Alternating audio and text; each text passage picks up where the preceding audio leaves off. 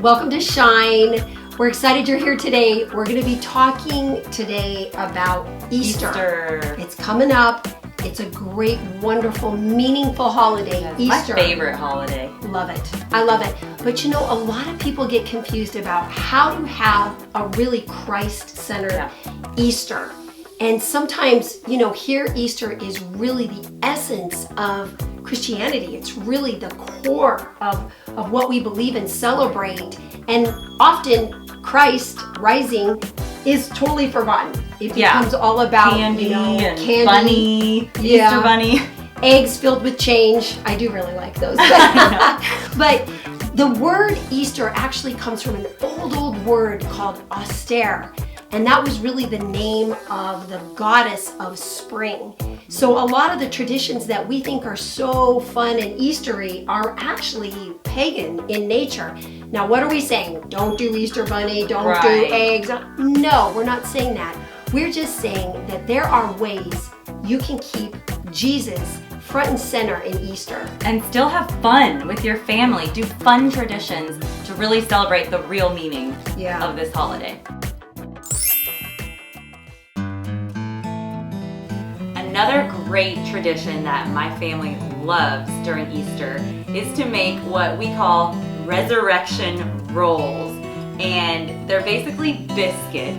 And we kind of walk through the story of Easter using these biscuits. So what you're gonna need is either some crescent dinner rolls or, Pillsbury biscuits. And those represent the tomb, okay? And then you have some butter, just a stick of butter. You're gonna cut it. And a little piece is going to represent Jesus' body going into the tomb. So you'll stick him in and you tell the kids about him being crucified on the cross and how they put his body into the tomb. And then the kids get to roll it over, and that's sealing the tomb. And there's a number of ways you can do it. You can use a marshmallow, you can use cheese, pretty much anything that's going to melt and blend in to the roll. That way, when you put it in the oven and get it back out, they get to open up their roll or bite into it and see Jesus rose. He's not there. The body's not there. And they get so excited every single time. You would think it was like a brand new activity they've done, but every year they love it. And we're gonna give you this recipe so that you can try this at home. It's got a couple different ideas.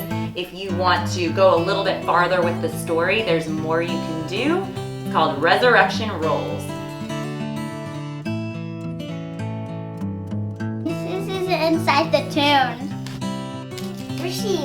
I got it in the hat. He's gone.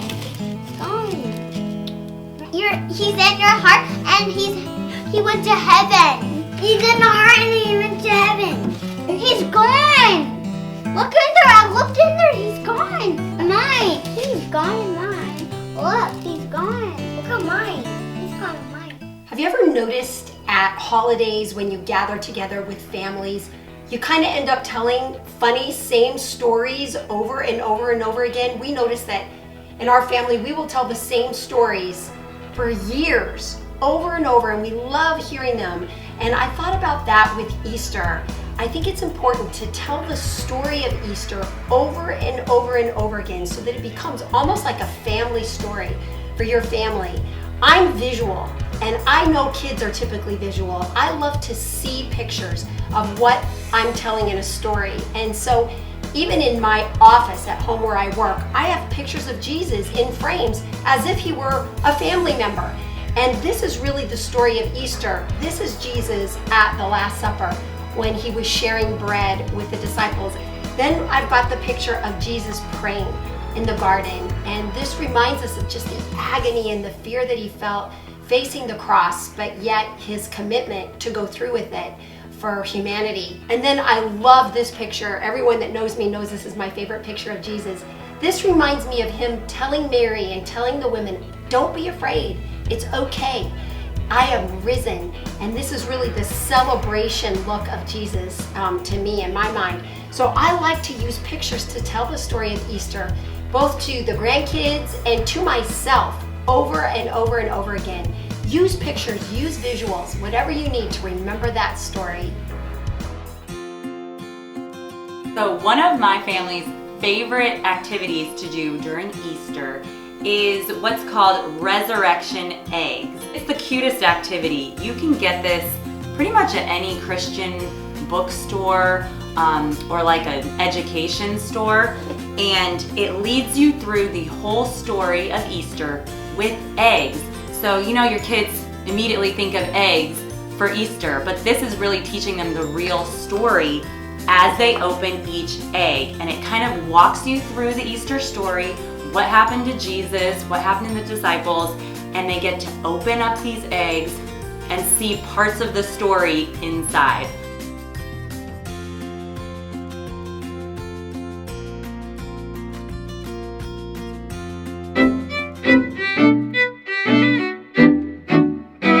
It's so easy in our culture to forget how powerful the story of Easter is. I mean, we're just used to hearing, oh, it's the resurrection story, or oh, yeah, Jesus he died on the rose cross from the dead. Right. But to really go back and remember the power of what happened, that's important. It's important to do that. I was so struck by these words. Remember that it was Mary Magdalene and some of the women that came. None of the men were there, no offense men, but it was some of the women that were so distraught and so emotional and so sad over the fact that Jesus was crucified on the cross. And they were at the tomb, really probably just wanting to go somewhere to cry, to have a good cry, to really mourn how they felt. Yeah. And it was there that an angel spoke to them. And this is what the angel said to them: "Don't be afraid, for I know that you are looking for Jesus who has been crucified.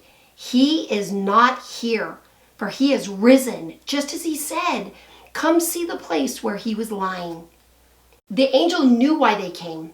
They came to be sad, to mourn, to grieve. And he literally spoke to their fear and said, "Don't be afraid. He's not even here." And let me show you his linens there with no body, you Right. know. I wonder what that must have been like. And the fact that the stone was rolled away, like those were really heavy.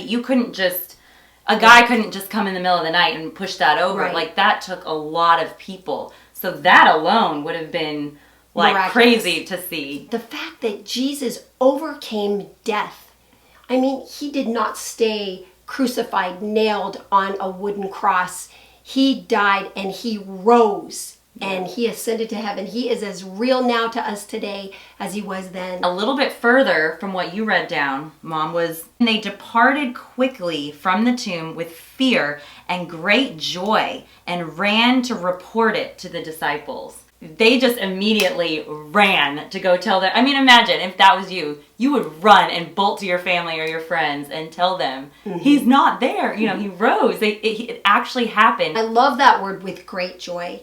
That they just were running with joy. I mean, they were probably like, what the blaze just happened? Like, what did we just see? Oh my gosh, are they going to believe us? What's going on? Yeah. And I think to some degree, we still feel that way today. You know, we try to share this story with people that don't believe or don't care about it or whatever. And sometimes there is that fear, but also that joy. For those of us that really do know and we've based our life, I mean, I would die for this story. I would die for this story because I know it's real. And, you know, I think there's that mix of fear and great joy because it's so big. It's life-changing. It's world-changing. And friends, the resurrection isn't just for those that believe. It's for even those that don't. Jesus died and rose for humanity. For humanity. That's really our hope with this episode and with this story.